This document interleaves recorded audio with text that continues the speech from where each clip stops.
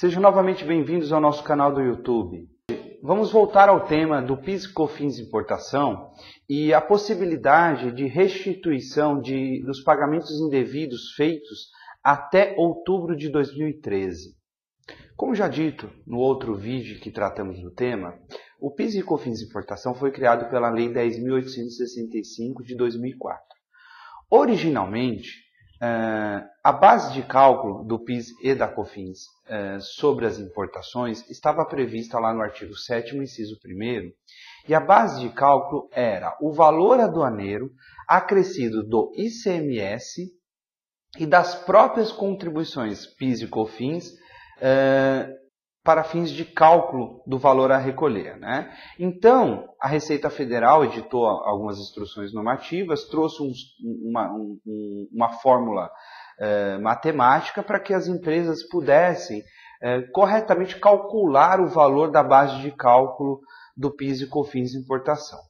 Esta regra, ela prevaleceu até o julgamento do recurso extraordinário número 559937 pelo Supremo Tribunal Federal. O STF, no julgamento deste recurso extraordinário, entendeu que a inclusão do ICMS e das próprias contribuições PIS e COFINS na base de cálculo era inconstitucional, né? Então, ele entendeu que a base de cálculo correta do PIS e COFINS importação era somente o valor aduaneiro. Em decorrência, então, desse julgamento, foi editada a Lei 12.865 de 2013, que ela alterou o inciso 1º do artigo 7º da Lei 10.865 de 2004, né, que tratava da base de cálculo dessas duas contribuições incidentes sobre a importação. E passou, então, a definir como base de cálculo somente o valor aduaneiro. Esta regra passou a ser válida a partir de 9 de outubro de 2013. E os pagamentos feitos a maior, antes então do julgamento do recurso extraordinário e da edição dessa lei que alterou a regra da base de cálculo, pode ser restituído? Sim, pode. O nosso Código Tributário entende como pagamento indevido e passível de restituição esses pagamentos que foram feitos a maior, ou seja, a diferença entre a base de cálculo correta, que é só o valor aduaneiro, e a base de cálculo majorada, com o valor aduaneiro acrescido dos outros impostos, essa diferença pode ser restituída. E aqui que reside a grande dúvida. Como que as empresas, então, podem buscar a restituição desses valores? Então, para eu explanar a forma de restituição, eu vou ter que entrar um pouco no aspecto técnico, no aspecto legal. Então, você que não é advogado, talvez isso fique um pouco chato de ouvir, mas eu entendo importante explicar isso para que fique claro qual é a forma correta de se restituir, de buscar a restituição disso, tá? Então, vamos lá. A Lei 9.430 de 1996, no artigo 74, ela passa a disciplinar a forma de restituição e compensação de pagamentos indevidos, tá? Que é o caso, né?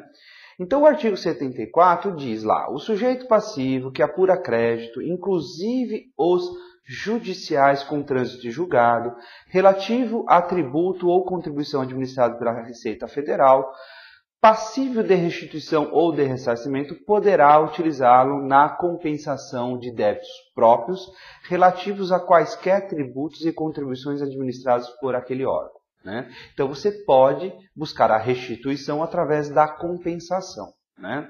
O parágrafo 1º diz o seguinte, que a compensação de que trata o caput será efetuada mediante a entrega pelo sujeito passivo, a empresa, o contribuinte, de declaração na qual constarão informações relativas aos créditos utilizados e aos respectivos débitos compensados. Então, aqui trata da declaração de compensação, né? Só que eu posso, então, com base nesse julgamento do recurso extraordinário que o STF pacificou o entendimento que é inconstitucional a inclusão dos outros impostos dos outros tributos na base de cálculo do PIS e COFINS de importação, eu posso, com base nisso, fazer uma declaração de compensação e compensar? Não. Por quê? Porque existem algumas regras no artigo 74 que a gente precisa ver. O parágrafo 12 do artigo 74 diz o seguinte, será considerada não declarada a compensação nas hipóteses. Inciso 2, em que o crédito, a linha D, seja decorrente de decisão judicial não transitada em julgado. No caso aí, essa ação judicial, esse recurso extraordinário, ele foi de uma empresa. Porém, tem também a linha F, que fala o seguinte, tiver como fundamento a alegação de inconstitucionalidade de lei, exceto nos casos em que a lei, item 1, tenha sido declarada inconstitucional pelo STF em ação direta de inconstitucionalidade ou em ação declaratória de constitucionalidade. Item 2, tenha tido sua execução suspensa pelo Senado Federal. Item 3, tenha sido julgada inconstitucional em sentença judicial transitada em julgado a favor do contribuinte. E item 4, seja objeto de súmula vinculante aprovada pelo STF. Ok, mas então o que isso tudo significa? Significa que eu posso fazer uma declaração de compensação, né, usando esse crédito, só se eu tiver como base a alegação de inconstitucionalidade de lei, que é o caso, tá, declarada no item 1. Se essa inconstitucionalidade foi declarada numa ADIM ou numa DECOM, ou que ela tenha tido a execução, né, em decorrência dessa declaração de inconstitucionalidade, o Senado Federal suspendeu a execução daquela lei em razão da inconstitucionalidade, ou então que eu tenha uma decisão transitada e julgada em nome da minha empresa, ou que seja objeto, então, que essa declaração de inconstitucionalidade tenha sido objeto de uma súmula vinculante do STF. Somente nessas 4 hipóteses eu posso, então, fazer a compensação administrativa perante a Receita Federal, alegando, então, inconstitucionalidade de lei. Tá? Ocorre o quê? A declaração de inconstitucionalidade de parte do inciso 1º do artigo 7º da Lei 10.865 de 2004, ela foi proferida num recurso extraordinário de uma ação movida por uma empresa chamada Vernicitec Limitada, né? Esse recurso extraordinário subiu para o STF de uma ação, então, individual promovida por essa empresa. Isso significa, então, que a inconstitucionalidade ela foi declarada não em uma ADIM e nem numa ADECOM. Tá? Também não foi decorrente de suspensão por algum ato do Senado Federal e também ela não é objeto de uma súmula vinculante do STF. Então, a restituição, a compensação, ela só pode se dar, então, conforme o item 3 do parágrafo 12 do artigo 74 da Lei 9.430, ou seja, eu preciso ter uma decisão judicial favorável para a empresa para que eu possa fazer a restituição desse valor. Então, muitos empresários vão parar e pensar, então vou ter que entrar com uma ação judicial, tenho risco, tenho que pagar custas, eu posso perder, isso é uma discussão judicial. Na verdade, não é bem assim. Por quê? Porque a declaração de inconstitucionalidade ela já foi proferida num recurso extraordinário, no qual se aplicou um regime que se chama de recurso repetitivo. O que isso significa? O STF, quando tem diversos casos com base no mesmo argumento, ele escolhe um processo que se chama de leading case, profere o seu entendimento neste leading case, ele pega naquele caso, ele fala, olha, o entendimento do STF é este, né? E aí, este entendimento passa a ser aplicado em todos os outros casos, né? Ou seja, a empresa vai entrar com a ação para conseguir essa sentença judicial em seu nome, com base neste entendimento já proferido pelo STF, pelo regime de recurso repetitivo que é regulamentado pelo artigo 543-B do Código de Processo Civil. Então os riscos são mínimos. Por quê?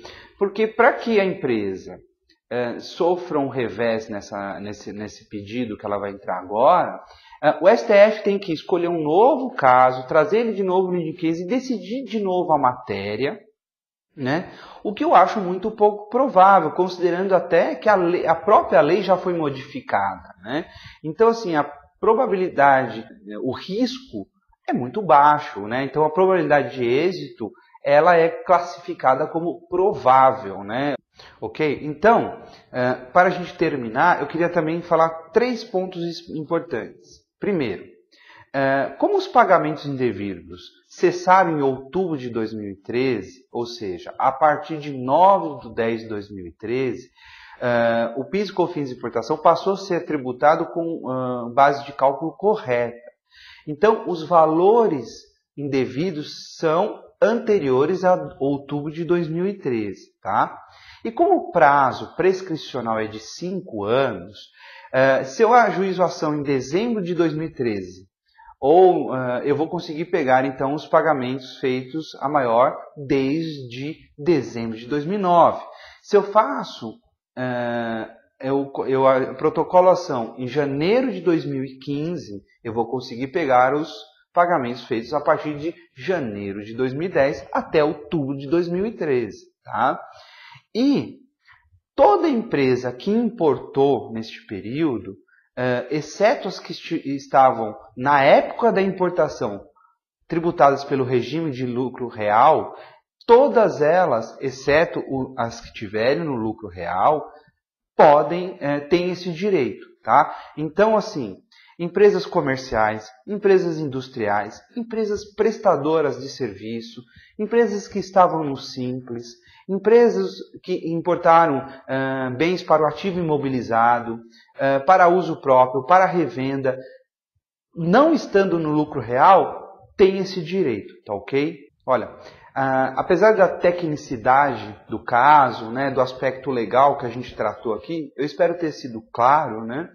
E eu me coloco aqui à disposição de todos vocês, pode mandar e-mail, entrar em contato para tirar dúvidas, tá? No final do vídeo aí vocês vão ter os nossos dados de contato, ok? Um abraço a todos e até o próximo vídeo.